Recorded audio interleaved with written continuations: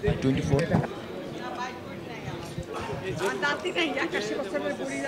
না না আমরা তাই দাও কি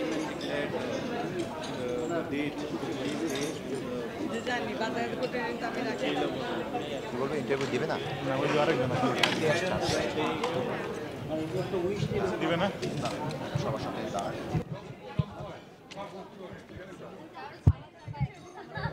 আমার কাছে যতটুকু মনে হয়েছে এই সিনেমাটা নিয়ে এক্সপেকটেশন সবার অনেক হাই।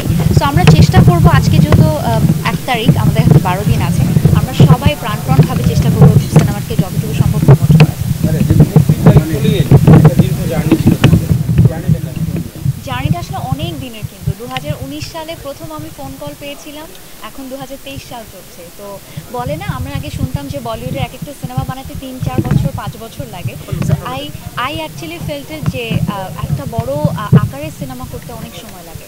তো ঠিক তেমনি এই সিনেমাটাও আজকে 4 বছর ধরে এটাকে আমরা আমাদের সাথে পালন করেছি। সো এক্সাইটেড, হ্যাপি, ইনশাল্লাহ বাকিটা 13 তারিখে বোঝা যাবে। মনে হয় যে একটা বড় ক্যানভাসের মধ্যে অনেকগুলো রং, এবং এই রংটার কারণেই এই ক্যানভাসটা এত সুন্দর লাগছে। কারণ এই সিনেমার একটা অংশ হতে পারাটাই আমার মনে হয় যে সবার জন্য সৌভাগ্যের ব্যাপার। কারণ প্রত্যেকটা ক্যারেক্টার ইতিহাসের অনেক বড় বড় একটা ক্যারেক্টার, সেটা হতে পারে একটা সিন, 2টা সিন, অথবা পুরো ছবি। কারণ প্রত্যেকটা ক্যারেক্টার এক একটা নাম, যেটা আমরা ছোটোবেলা থেকে আমরা আমাদের ইতিহাসের বইতে পড়েছি, আমাদের সমাজ বইতে পড়েছি, আমরা প্রত্যেকটা নাম জানি এবং তাদেরকে দলিলের ইতিহাস হয়েছে এবং যে চরিত্রের জন্য হয়েছে সব কিছুরই একটা যে ওজন আর একটা কি বলবো, ওটা যে রেসপন্সিবিলিটি, আমার মনে হয় ওটা অনেক বেশি হেভি। আমি উপরওয়ালার কাছে অনেক অনেক কৃতজ্ঞ যে আমাকে এত ছোটো বয়সে এত বড় সুযোগ এবং অপরচুনিটি দেওয়া হয়েছে।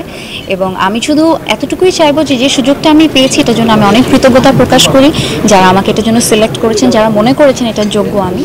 সো বাকিটা দর্শক কেমন লাগে আমাকে ওই চরিত্রে দেখতে, বাকিটা দর্শকদের। গ্রুমিং সেশনটা আমি বলবো যে সিনেমায় সিলেকশন থেকে শুরু করে একদম শেষ পর্যন্ত, ইভেন এখন পর্যন্ত আমার যে ক্যারেক্টার বা যে লুকটা হয়েছে, লুকটার কারণে আমাকে অনেকে ওই রকম লুকে এখন চিন্তা করে। আমার মনে হয় সেটার কারণে অনন্দা আমাকে তার ছবিতে ফুটবল 71-এ সাইন করেছে যে 71-এর লুকে ফারিয়াকে কেমন লাগবে, একটু ভেঙে দেখি ফারিয়াকে। সো ওই একটা কারণ হয়েছে। আই থিঙ্ক রিলিজের পরে আরও ইন্টারেস্টিং অনেক কিছু হতেও পারে।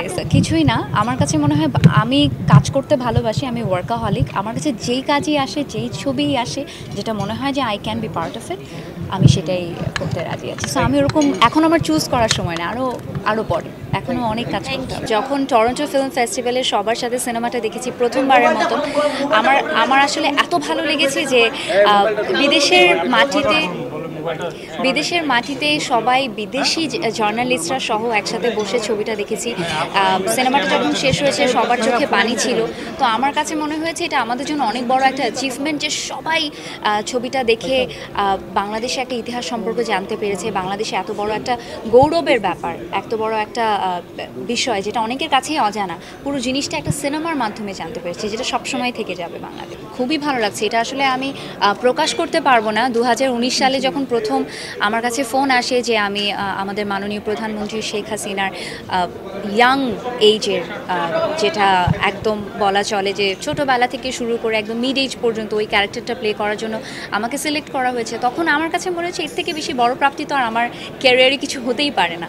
তো এবং যখন পর্দায় সেটা প্লে করেছি, প্লে করার পরে যখন আমি দেখেছি সিনেমাটা 13 তারিখে আমাদের টরন্টো ফিল্ম ফেস্টিভ্যালে, তখন আমার কাছে মনে হয়েছে যে এই সিনেমাটার অংশ হতে পারাটাই আসলে অনেক বড় একটা অ্যাচিভমেন্টের ব্যাপার।